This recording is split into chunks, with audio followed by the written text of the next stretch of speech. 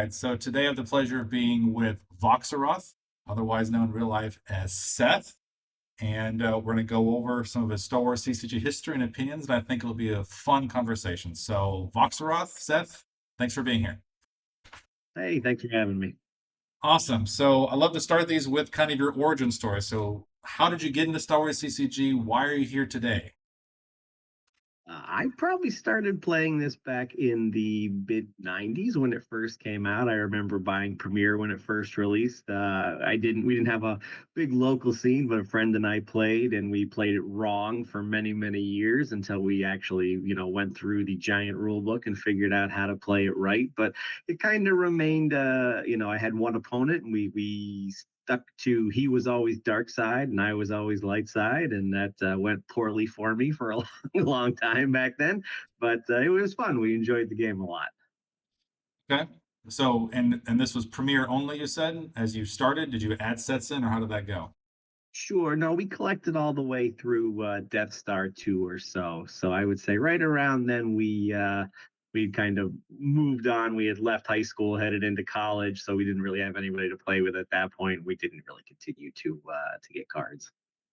Gotcha. And you said collected. So did you like stop playing and but you bought through Death Star 2, or you were actually playing Death Star 2 for the few months before college, or what actually happened?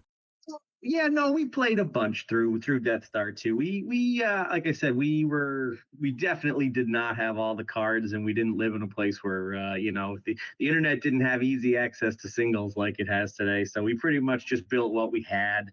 And for the most part it was pretty fun. Yeah, we played into Death Star 2. I remember playing speeder bikes and X-Wings a lot. Nice. Nice.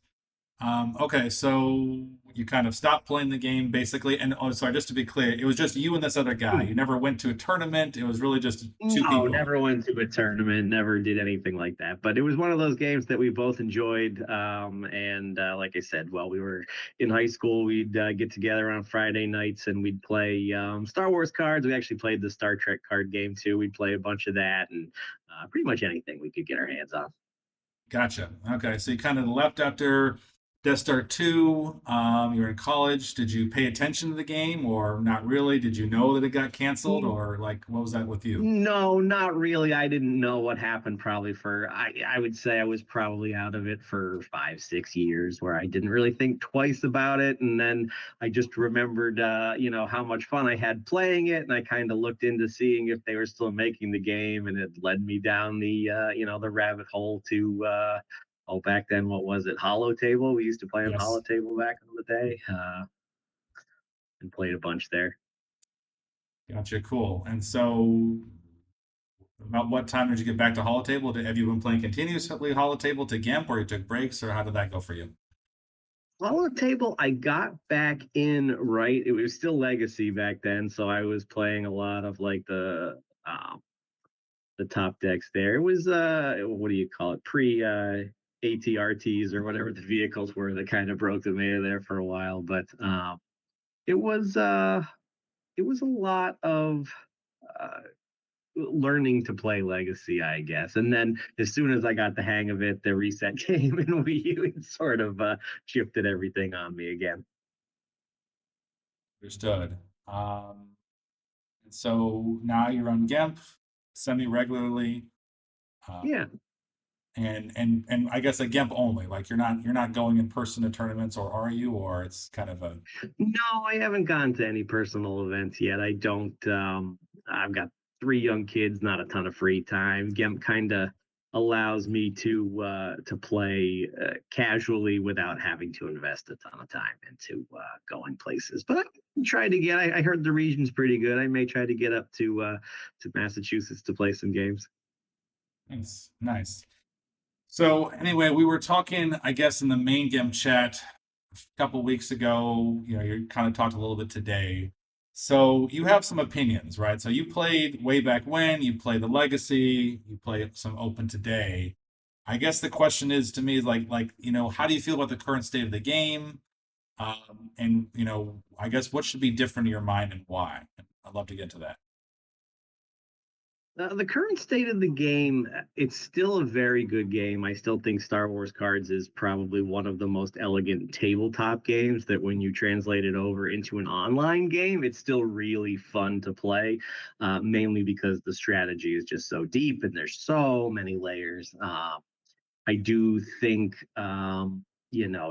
and this isn't the fault of the player committee or whoever's running the game. This was prevalent back in Decipher's day too. It just has some elements that where it's built on a foundation that's a little shaky with weird wording. We obviously have the shields now that protect a bunch of things that it should be protected or change the wording a little bit. But I still think it's a really great game. My want for a while now has been for basically I'd said 2E at one point, but that's not really the case. I really would love to see the 1E game just sort of redesigned with the wording corrected and the foundation set so that the same game can play out without a lot of the rock paper scissors or weird interactions that we get now that don't necessarily make the game fun for I don't know people like me. All right. Do you have any examples of any of rock paper scissors or weird interactions that make the game less fun for you? Rock paper scissors.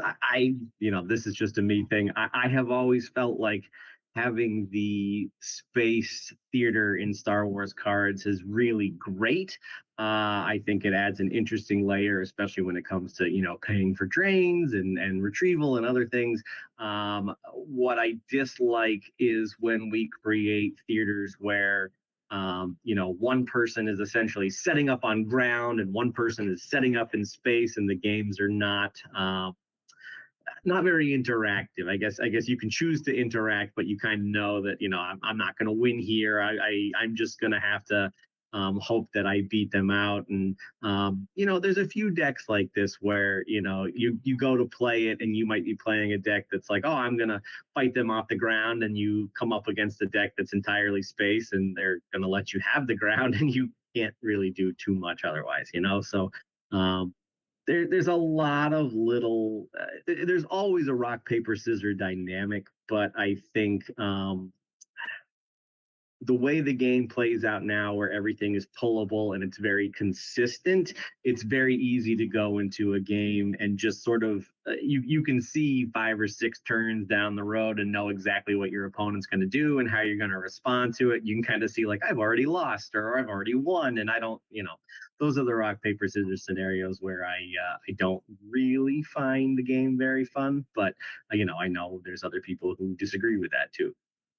That's okay. And this is about you today. It's about your opinion, and Sure, your sure. opinion is valid, and so it's perfectly fine to say why you feel a certain way. So yeah, I mean, I guess we had cards like Battle Order, Battle Plan that eventually became a defensive shield, Sure. right? To try to nudge people to build a more balanced deck. Do you feel that's not Yes, effective, or it's I do love that. I love Battle Order. I love Battle Plan. I think the shields are a great addition to the game. And like I said, I do like the space theater. I think it's a good, my opinion is that the space theater should always be secondary. Where I tend to dislike games or I tend to dislike decks whenever we basically create a space deck that is draining you out in space. Space has a bunch of janky cards, and they've got them all in their deck, and if you go up there you're doomed, but at the same time you can't ignore it. And it's one of those. I don't know what the right design would be. I just know every time a deck like Yavin 4 Operations, or more recently the First Order Reigns deck, like anytime you kind of set up space and it's a problem, I think I tend to enjoy those games less when I play them. But that's not to say that I don't want space in games. I think the space cards and having to maintain a presence there is a really cool aspect. No, I agree. I agree, that they try to have an integrated game, and I think it's kind of unique. I think the Star Wars game that came after Star Wars CCG I think they try to have like three zones and space and ground. I forgot what the third zone was. Maybe Paul, I don't know, I forgot what it was, but they try to do that kind of. It's a little more seamless to me, Star Wars CCG. You are correct that there are still games today where one person's space, one person's ground, and you're right, not a ton of interaction. Let's maybe have a couple of key cards. It seems like a lot of open decks though. They may have like two ships, maybe right, one or two ships, and Yeah. that's all they tend to do. And I think my preference is usually games where the best way to put it is space is it provides benefits. Like you have space so that you don't have to pay for drains. You have space because it implies some benefit to what you're doing on the ground, or it helps you flip or whatnot. I guess that's a good example. I like Invasion because I can play a minimal space package that kind of starts itself. I'm playing a game where I'm just trying to keep it alive for the most. I'm not taking over anything. My goal is just to try to keep my space alive so I don't have to pay for drains. And maybe flip my objective every once in a while.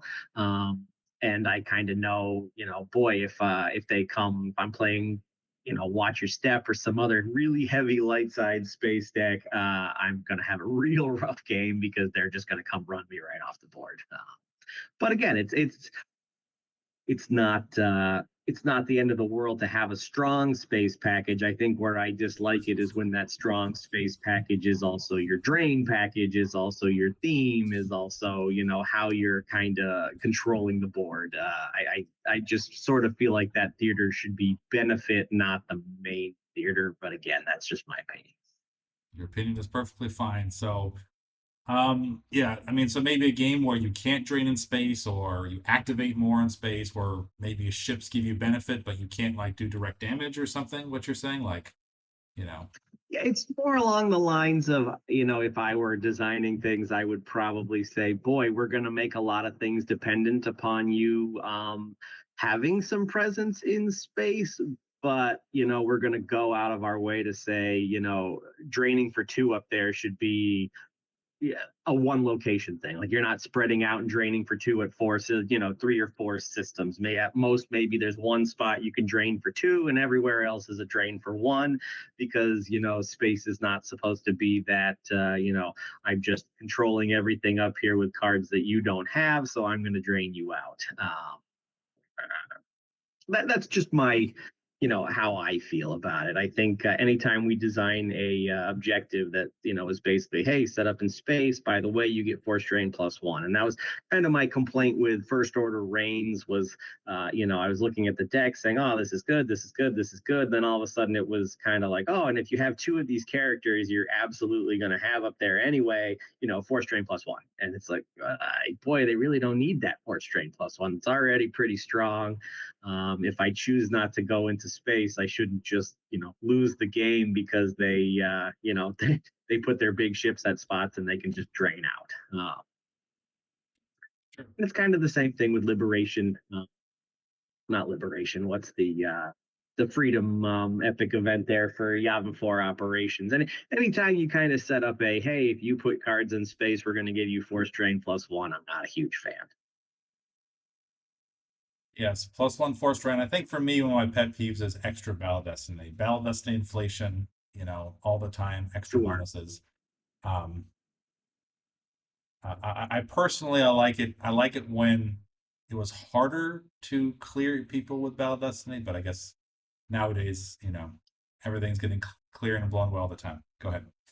Yeah, I like the attrition war when battle destinies weren't all guaranteed fives and sixes. I feel like even fours, five and sixes, it just seems like we are now at a point where, every deck pulls the low destiny cards out of their deck, and you're just going to be, unless you're unlucky and draw the one, you're just drawing all high destiny. And when you can draw multiples, it's problematic. And I think, I have no issue with drawing multiple destiny. I just think, if the destinies averaged 2, 3, and 4, then it would be a lot more forgiving, and the game would kind of not feel like I have to clear an entire thing, or I'm going to lose the game because they're going to clear out half my cards and then just throw beats on me the next turn. Uh, but some of that, just like I said, has to do with the consistency of decks pulling stuff out. Uh, one of the first things I was gonna, talk about when we were discussing talking about this was activation, and some of it comes down to, locations are really cool. They tie together resource generation, but open has sort of tried to get rid of location luck, if you will. We don't draw into locations anymore. It's all about, the platform has to pull them, it's got to get them out. And it seems like, the best platforms do it immediately by turn two. If you don't have all of your locations on the table, and you probably got really unlucky or did something wrong. And I guess what I'm saying is that's sort of it's telling in that we sort of have adopted a game where uh, everything is pullable, everything needs to be consistent, and you need it out right away. Shy of just starting the game with all your locations on the table. It's very, very close to that. Oh, it's no, it's very true. No, we started with Premiere only, where you start with one location and you just have to draw locations. Right. Towards, the PDS2, sorry, no, I guess with the Endor, you started getting, Insurrection, and cards which give you docking bays. And then, of course, Special Edition, you have objectives. Some of those objectives you deploy, and you're right, on Open nowadays, we have lots of starting interrupts that give you various things. And you're right, the new objectives, you're right, absolutely. They give you everything you need. So, are you saying you kind of miss random locations, kind of, sort of, or or what's your feedback here? Well, I thought that originally, and I had played a bunch of retro back in the day because it sort of operates still under the same. Boy, there, some objectives have pullers, but they're not as efficient as the ones today. And some decks just, require you to draw into the cards that you need to put them down. And I didn't really like that either because, I mean, I understood where Open was going, that location luck. I guess it feels good when you get it, and then when you don't, it feels really bad to Mhm. suddenly be, playing a game and you are on the 5 or 6 less activation side of your opponent because you can't get your locations out, or you're missing a drain site, or location luck. It's not a lot of fun. And I guess, tying into some other games that I've played, I feel like, most games, especially modern games where you play them entirely online, um, understand that the game has to ramp a certain way. Like there needs to be a controlled expectation that I'm going to start the game with this. And by the time we get a few turns later, when I have my full activation, I'm going to have that. And it's not just, oh, I'm going to start the game with 6, and by turn, 2 or 3, I'm going to have 20. Because it locations are really cool. As far as world building and activation goes, I just think there probably needs to be a controlled way where it basically says you're going to put these on the table to begin the game. Every turn you're going to get one. You're not accidentally going to get 2 or 3.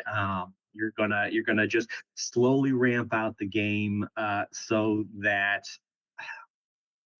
cards with cheaper deploy that are decent have more of a footing than, say, a game where you have 20 force on turn two and you can just start throwing down your big guys to deal with them. I don't know if that makes sense. Yeah, there's no. I think Johnny Chu made a comment earlier. He said the current structures. There's no like early game, right? Because you pull all your locations, you get everything. There's no like ramping up. There's no trying to find stuff. There's no like pause between the game. There's a very very minimal pause between the game starts and your deck's full Full fledged going on, forward. yeah. Yeah. And most, I played a bunch of card games, and I've listened to a bunch of design things, and basically, one of the card design triangle where you have aggro and you have combo and you have control, where aggro is super cheap and they're powerful, but they're very easy to remove. you've got combo cards, which again are still pretty cheap and they're weak, but when you get them together, they create something that's very hard to get rid of. And then there's the, control, which is it's expensive and it's hard to remove, but the idea is when it's down, it's tough to get rid of and it holds one spot pretty good. And Star Wars cards has sort of come to a point when you have 24th on turn two that like your whole deck should just be control cards, because we have sort of eliminated um, uh, the spread out entirely. There's no more benefit to playing the cheap stuff unless the deck specifically, we create a helper card for it so that this cheap stuff has like some really crazy trick to it that makes it worth playing. And to the point of combo as well, we've made combos so consistent where, oh, I'm going to play a combo deck and my combos are going to pull themselves or have cards that pull it out. So there's really no disadvantage. There's no weakness to me playing combo anymore, even if the individual cards are weaker, because I just always know I'm going to have that combo. And it's weird in that, the Star Wars CCG card design now, you almost expect like the powerful cards are like, we're creating a control card that already has, shouldn't have combo cards that does, because all of the other control cards now have combo cards. And they all count as aggro because you can play 2 or 3 of them a turn, and it's not really going to slow you down at all with the amount of activation you get. And I think in retro you get a little bit more of that back, where you don't have the combination, you don't have the consistency that you have in open, where sometimes setting up a combo is harder but the payoff is bigger. You may not have as much force to deal with, so you can spread out a little bit more. Honestly, for retro would be better if, like I said, if the foundation that Decipher kind of built in there wasn't so rickety, and if we didn't, I feel like it's unplayable without shields. I know people hate the shields when they play retro, but I mean, that's one of my biggest gripes, is just that, the game is not set up to be fair or fun if somebody decides they want to play a weird, janky deck on you. But at least it has that card design triangle of aggro, combo, control a little bit more.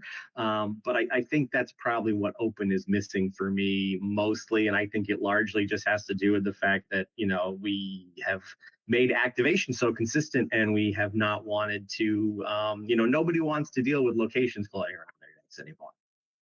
So my opinion is, great. I think you hit the nail on the head. The problem is just they all can't come out right at the beginning of the game, or it creates a weird dynamic. And I mean, to me, I think one of the issues with an aggro quote unquote play, right? You talk about cheap stuff. I mean, the fact that you have battle order and battle plan existing, they existed Yep. because people would, deploy cheap stuff really quickly and they try to overwhelm you with force strings, right? And then people don't like that, so they Right. invented these things. But because you invented battle order, battle plan, now you really can. Now the risk reward is off because you have to pay 3 unless you are on space and Right. land, which is hard to do. So you already have, Monarch, you already have Grimtosh. So, doing these kind of quote, spread and drain, speed aggro for, I guess, maybe a Magic the Gathering other card game term, you can't really do, right? There's no red deck Yeah. in Star Wars CCG, right?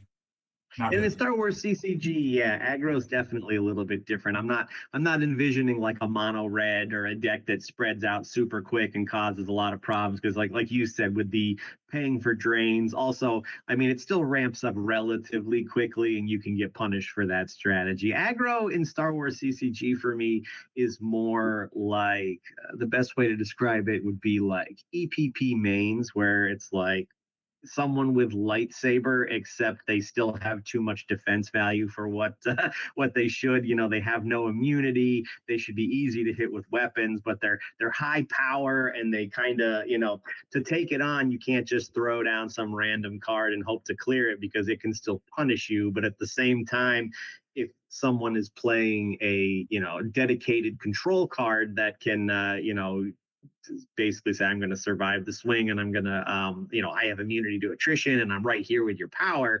Kind of the difference to me between like an aggro and a control card. The two different Vaders, the EPP Vader and any other Vader that has higher immunity with it, bonus cards on top of it. The kind of the difference between an aggro and a control card. And in my opinion, should be that if it were reworked, like the aggro Vader should be a little bit cheaper, but he should be much easier to hit with a weapon or something because he's not supposed to stick around. He's supposed to do his job and get off the board. Uh, No, that's a Star good Wars point. is always going to look a little different that way. No, that's true. So I mean, some people, if they think about other card games, like some people criticize Magic because some people don't like drawing for lands, and you need lands to get money to No, play your cards, right?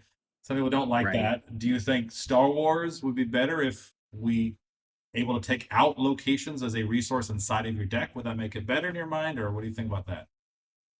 I really do like that locations are tied to the activation platform.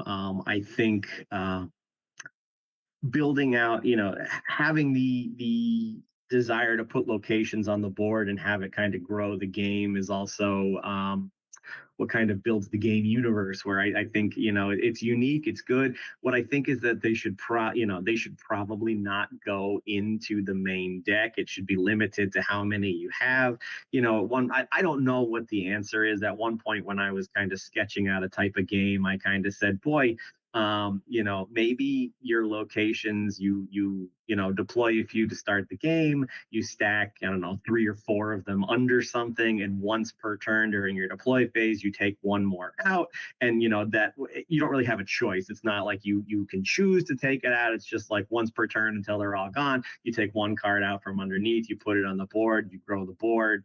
And various rules. It's not just any location you want. It would be maybe related to a location you have on the table or icons or something. Again, I don't know exactly what the right way to do it is, but I had kind of thought, boy, getting them out of your deck and having them just come out in a controlled fashion where I'm going to put 2 more on the table, so I have 2 more activation from me next turn, and the opponent's going to give me at least 1 icon. So I activate 6 on turn 1, and I kind of know, boy, on turn 2, I'm going to have 9 force to work with. And on turn 3, I'm going to have 12 force to work with. And, on turn 4, I have 15 force to work with. And having it ramp up in that consistent way where it's not just, oh, I have 6, I got all my locations out. Next turn, I've got 19 force, and I can just start going to town with my biggest cards. And, um, you know, part of that too is just when you slow down activation and you also cap it off at a number like 15 or 17, having a card like the Executor or playing a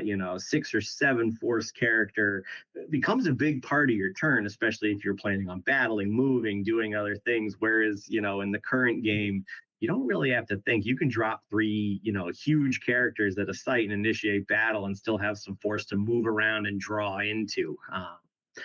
And so I don't think I would.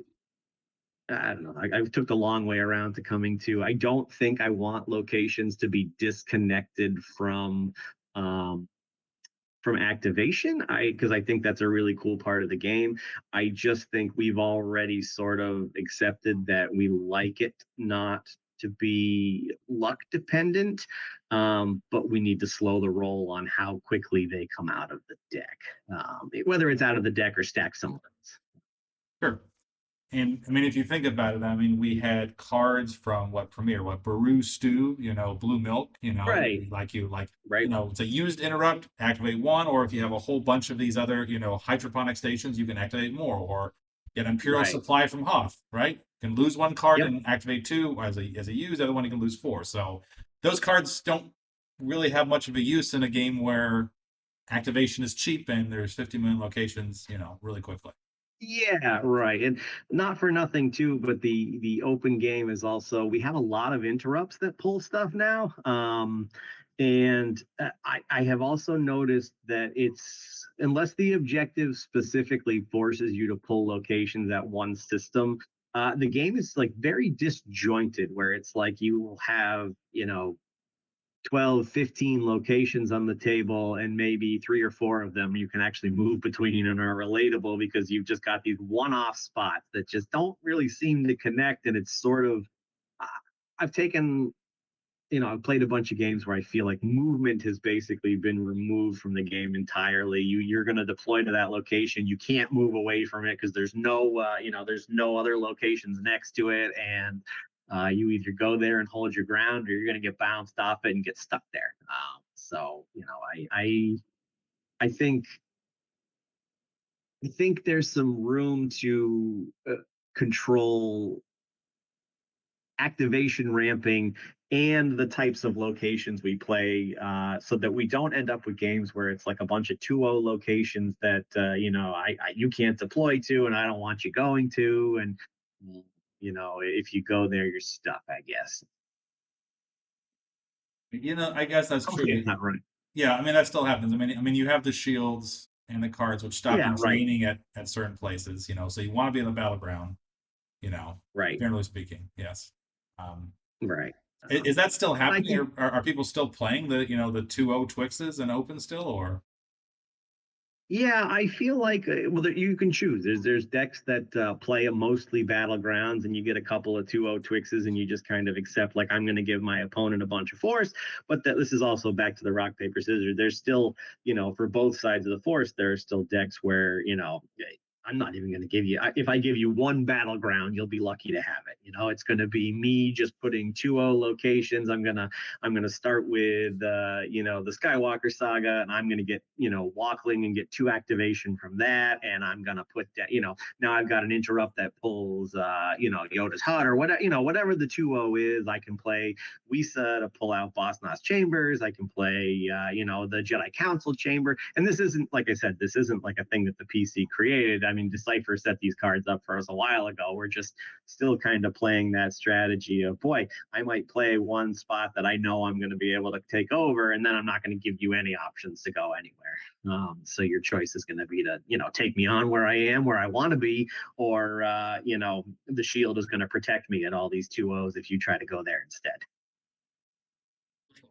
yes, absolutely. Yeah, no one wants to be beaten back on their own sites, but yeah, no, I get it. It's a standard choke tactic. Yes. Yeah, I mean, I'm also one of those people with the shields. I personally think it should say you can't, I think the intention was you shouldn't be able to force drain at your own non-battlegrounds. Like you can't put somebody at your 2-0 that the opponent can't get to with a lightsaber and try to drain them there, because that's what I thought the intention of the card was. I don't like that it's sort of evolved into, hey, I can play these 2-0s, and until you go to the battlegrounds where I want you to be, you can't come over there and drain me out for my choice not to play any. Like if you choose to play a spy and go to the Jedi Council chamber, then too early, it doesn't do you any good because I can pull the shield and you can't force drain there. You know what I mean? If you're gonna play it, you should have to protect it. Otherwise, it just I think it works too well for a bunch of different decks. No, it's true. I mean, back in Premiere-Hoth land, yes, people would paying for the Twixes was a double-edged sword because people could spies. But yes, in the modern age with shields, you know, you're right. It's hard to crack that defense, I guess, naturally. Yeah, you're correct. Absolutely. Um, you mentioned a little bit a while back on problematic wording. Do you have any examples of what is problematic wording that irks you to this day? Some of it is just we have a lot of different way, and this is again mostly the decipher wording. The PC has sort of done a great job of figuring out like, hey, if this is the effect we want it to have, this is what it should say, so that there's no confusion and that it makes sense. Decipher didn't really do that. I mean, a great example is like a lift tube. If you ask someone, how does a lift tube work? Well, you play at an interior site, and if a battle's initiated, your characters can hop into it, it can react, and then they can hop out somehow, when they get there. And it's like, but that's not how vehicles work, that's not in the rules, that's not anything, where did that come from? And they have to have a whole section of rules explaining how lift tubes work, because they designed this vehicle that just if you played it by the rules, wouldn't do anything. It would react over without a driver, I guess. Yes. Or everybody would be stuck inside it, and you'd have a power one lift tube with characters inside who couldn't apply their power to the battle.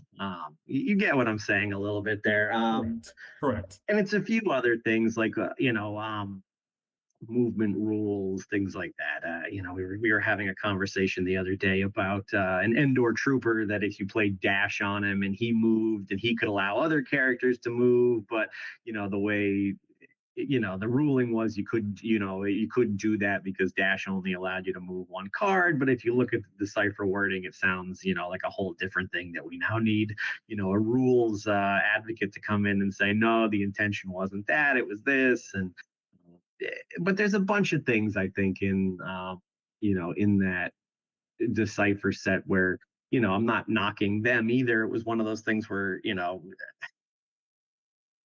they couldn't predict that the game was going to expand like this, and this card that they were trying to design to do some simple thing was suddenly going to have a bunch of similar cards designed, but needed to actually be worded correctly and create these weird rule situations for them. But um,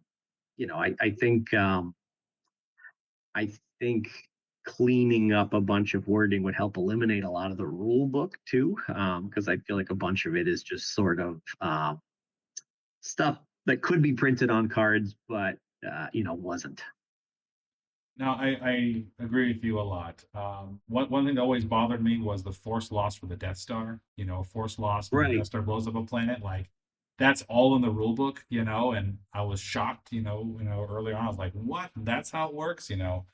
Um, interesting looking back. Decipher did a lot of erratas through the rule book. Basically, they would actually change rule right, book, and that's the operative rule came up. um, so yes, they issued minimal errata, but they also changed their rule book in many different sure. ways. So that irks me too.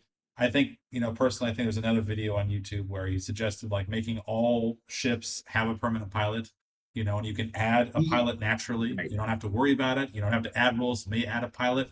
Every ship may add a pilot, or something like that, save space Right, that and way, to the point where the ship shouldn't just be floating in space without a pilot. It should still be there flying around. You just kind of assume someone's flying it. It can't draw a Right. battle destiny or anything, but somebody's up there flying it. And there are people who will say, well, that doesn't make sense that, Luke is gone, whatever. But it makes just as much sense as there's a ship floating around up there and some random from your hand just happens to somehow hop into it with no other ships there and starts flying it around again. I think there's definitely things with the cards that starfighters in particular, they need a little bit of a something that defines them a little better than the capital ships. They should have some advantage where maybe they could go down and contribute a little bit at exterior sites and similar things to like you just said, that they shouldn't necessarily be. There shouldn't really be a ship that has no pilot character on board. If you just don't happen to have Yeah. one on, that's fine. But Yeah. it's still there contributing, and just because you don't have the pilot doesn't mean the card is dead. Exactly. That's one of the biggest issues I have with some of these matching pilot decks is they tend to make the pilot matching. That's why Dash Rendar in Reflections 2 was really good, reduce the power because well you need two cards and we have to make it worth, two cards to use Right, it's versus a like two combo. right. It's basically a combo. Which I don't terribly love. I understand it, but yeah, I think there's some things that Yeah, could have been cleaned up. And of course, if you look at what Decipher did, like they had like the Jedi Knights card game didn't last very long either. You look at Star Trek, which you mentioned earlier. I mean, Star Trek had a second edition. Lord of the yep, Rings also had their post Shadows rules changes sure, for multipath. yep. So I have no doubt that had they kept the license, they would have done a 2.0 of some kind in some way. Yeah, There's and I think the difference, I feel like I didn't play the Lord of the Rings, but I played the Star Trek game. Star Trek, I played the original and the second edition game, and I will say the first game was fun, but it was flawed, like in a lot of different ways. It wasn't super competitive. I do think when they made second edition, it really improved the game a ton. And I think the difference I feel like with Star Wars is there's not a lot that I feel like needs to change gameplay wise. It's just if you were saying, wow, we're going to design this Star Wars game exactly like we did the last time with the same kind of game, it's going to play out the same way, it's going to be very similar in power curve, whatnot. We're just going to go back and say, boy, we're not going to pull as much. We're not going to, run Destiny's rampant. We're not going to basically build it on this foundation that's already rickety, and just build it from the ground up right. I think the exact same game would be super popular. I think it could be. I guess one of the issues I personally have is just the power creep, right? I mean, the power creep was evident, back when Reflections 3 came out. You'd have, these packs with, Darth Maul with double bladed lightsaber, the same thing you'd get with Jawa, Um, and I guess Right, to me, it's just increased more and open because you're not going to make a crappy card, right? Because no one's going to play it. So right, I right. think, yeah, and there's inflation destiny, there's of every kind. So I agree with you there. I would love some kind of base level reset, of some kind. But Yeah, and I we'll see. think creating powerful cards is not a problem. Like I said, if activation was reeled in a little bit more, you could make a card like Maul with double bladed lightsaber, cost 7 force to deploy. If you kind of knew, boy, I'm probably not going to see it for a turn or two because they're not going to have the force to deploy it, or if they do, it's going to have to come alone, and they're going to battle and be at a card disadvantage because they're not going to be able to draw up or move or whatever. It's these cards when you can play it and you can deploy a combo card and you can deploy, Dr. Evazan, and you can deploy, like, you've just got enough resources where you're like, I have this card and I can, this really powerful should be a control card, except I'm going to make it a combo card and drop 3 or 4 more cards with it and still, maybe play out my whole hand worth of interrupts. But I'm not even worried about that because I can still draw 6 cards up at the end because I have that much force. Card advantage is pretty much gone in Star Wars unless you really try hard not to draw cards. There's always going to be force left at the end of your turn where you can just draw up to 14, 15 activation pile in this massive hand of cards, and there's not really a choice. Like there's no need to choose. You can do everything, and I guess that's kind of what I'm missing from the game. Is, yeah, maybe you did take a turn and you vomited, a bunch of cards on the board from your hand, but now that you've battled, you have 2 cards left. You have no force left to move, so now you got to wait for the next turn and take a turn to draw up. And um, I don't know. I think uh, that's where power creep gets me. It's not so much that the cards are super powerful, it's just that no matter how expensive you make them, there's no problem paying for them. Obi-Wan from the Hidden Path deck that they just released in the last set is a very good example of a card that I have started splashing in other decks. And I think their intention was like, well, no one's going to pay 8 force for one character. And 8 force really isn't that much for the fact that, he adds Battle Destiny against the strongest dark side characters. He makes everybody power -1. He's immune to attrition below 6.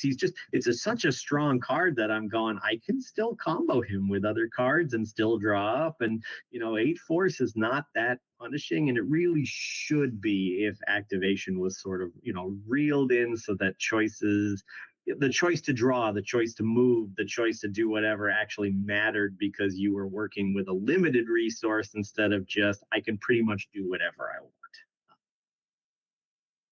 if that makes sense. No, it does make sense. Yeah, I guess. Yeah, maybe in the later game that would make sense, but because the early game is so quick, you know, Yeah. Um, or to your point, like I said, if you knew you were capped out at 15 force, a card that costs 7 or 8 force to play and one other card is all you're going to get to come down versus what we have now. Where, I mean, I can't think of a game I've played recently where I didn't have, 17, 18 force right off the bat, and I could throw down a 4 cost combo card or whatnot, that worked great with my big, control card that I just threw down that was fully immune. And it has sort of led to creep in other fashion where now we get all sorts of like gimmicky removals of, like, we have to play clash, we have to play sorry about the mess combo, you have to be ready for all of those because like I said, they work with everything in your deck, and everything in your deck is super strong. And uh, I don't know. I do agree with power creep. I think there's other ways to do it too. I don't know if it wasn't the first game to do it, but if you are familiar with the other recent Star Wars game that came out, I think it's called Star Wars Unlimited. Um, they do something with like affiliations, sort of similar to like we do, except you need icons on your starting locations, so that they cost one thing if you have the icon. If you don't, you don't. And we could do similar things with really powerful cards. You could create a really powerful Qui-Gon Jinn, or Grand Moff Tarkin. If they had a special icon like a New Hope or whatever that said, they're going to be standard deploy in a standard deploy cost in a deck that might be the Phantom Menace themed. But as soon as you try to splash them into another deck because you don't have that icon, it costs extra force to play him, and maybe you don't want to. Maybe he's not as good anymore. There's things that Star Wars, we limit them on the objective, where it's like, you can't play this, you can't play that, you can't play that. And it's one of the things that makes the game cool is that you have the flexibility to customize the deck. And I think, like I said, if you had some more restrictions on some of the more powerful cards that made them more expensive in certain decks than others, there's no problem with creep. Some cards should, some decks should have like a super powerful card in it that's really, really good. I just don't want to see that card in every deck. And that's sort of the part we're at right now, where it's like, boy, unless you restrict it, you're going to see the exact same characters from every dark side deck, and you're going to see the exact same characters from every light side deck. I think that's true, and I think I mean, is there a solution on your mind? I mean, back in the days, Decipher would say may only deploy to Hoth or Cloud City, and then they tried to do a deployment, you know, uh, you know, penalty if you deploy the wrong place. It seems neither of those worked, right? I mean, I've been told what light side, like you should have Ray in every deck. Do you agree? I mean, like what's like things like that. Yeah, and I was thinking about it a little bit too. And like I said, I'm not suggesting I have the answer. When I was trying to design a little bit of my own and come up with ideas, like I said, I sort of piggybacked off the affiliation icon, where I said, boy, your objective should give you one affiliation icon, and maybe you should be, maybe it also gives you like a theme icon. So, the Yavin 4 deck should have, it should give you a rebel affiliation, and it should give you a New Hope icon. And then you pick maybe one, so that if you want an alien, if you want another rebel icon. Maybe there's cards that are double rebel that are like X-Wings. Like X-Wings are super powerful, but you need two rebel affiliation icons if you want to play them for their deploy cost.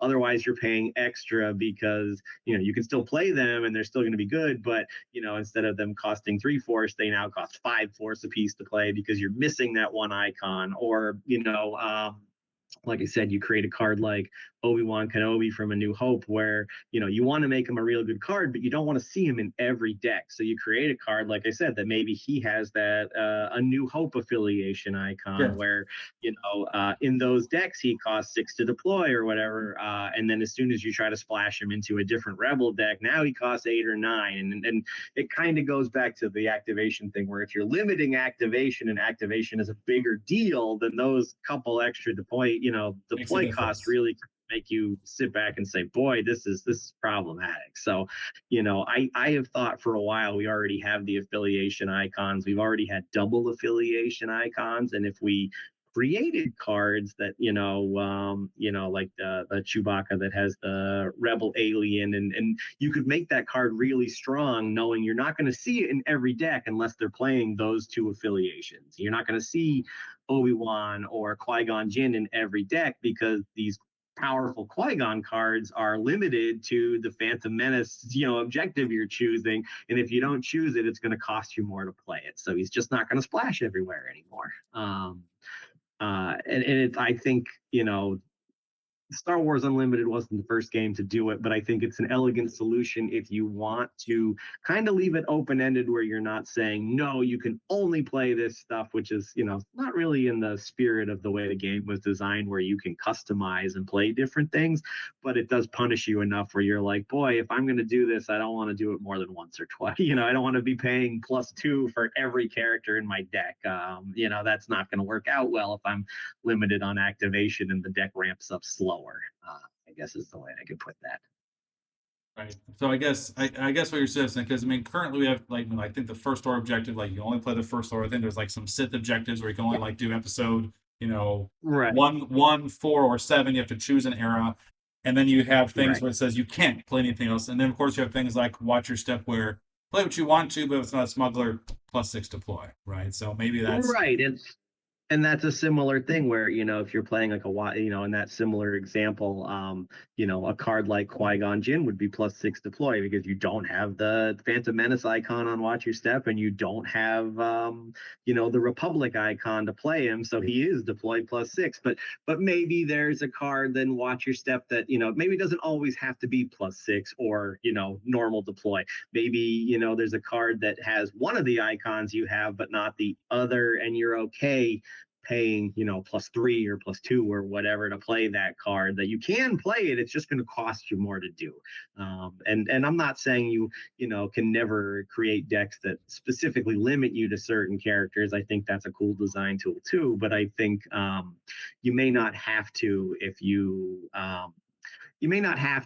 give things different kinds of affiliations and more powerful. Like, you can design very powerful cards as long as they're limited to specific decks in terms of where you actually want to play them. It's not that you can't play them in others. It's just it becomes very costly, and it's going to affect your card advantage. It's going to affect your ability to move. Like, you sure. paying those extra force a bunch of different times is going to add up and put you at a disadvantage. So we don't go into this game where I'm building a light side deck. Like, what characters am I putting in?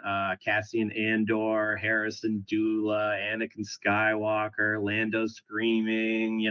It's like very easy to go down and just say, boy, if I'm not restricted, I know exactly what card pool I'm going to use. And to a point with the First Order Reigns, when they first kind of teased that objective, I looked at it and I said, boy, this might work because there's not a lot of First Order characters. And then they gave them a bunch of First Order characters. And I went, well, that kind of defeats the purpose of that. You know what I mean? That now I think the deck's really good. I thought it was going to be limited before, but now they've got everything they need. We gave them vehicles and everything else. And, I think, back to the power creep, there should be really powerful, really strong cards in the game.